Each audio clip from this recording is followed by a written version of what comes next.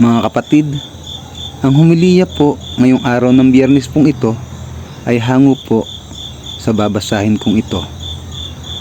Mateo, Kapitulo 5, versikulo 20 hanggang 26. Wika ni Jesus.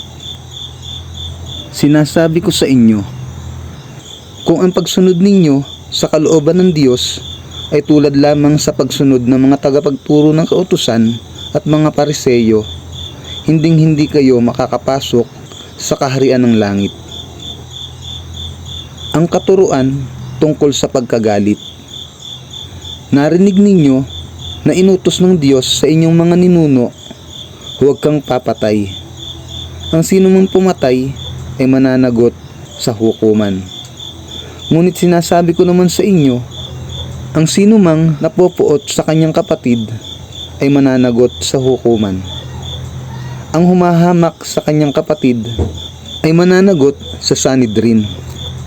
At sino mang magsabi sa kanyang kapatid, ulol ka, ay nanganganib na maparusahan sa apoy ng impyerno.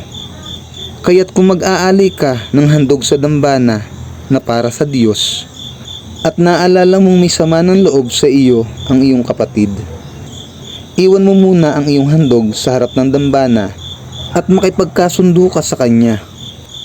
Pagkatapos, magbalik ka at maghandog sa Diyos.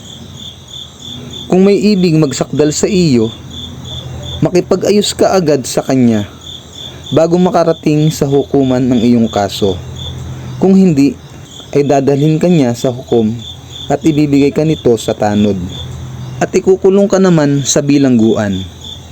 Tandaan mo, hindi ka makakalabas doon hanggat hindi mo nababayaran ang kahuli-hulihang piso na dapat mong bayaran. Ang mabuting balita ng Panginoon. Pinupuri ka namin, Panginoong Hesukristo.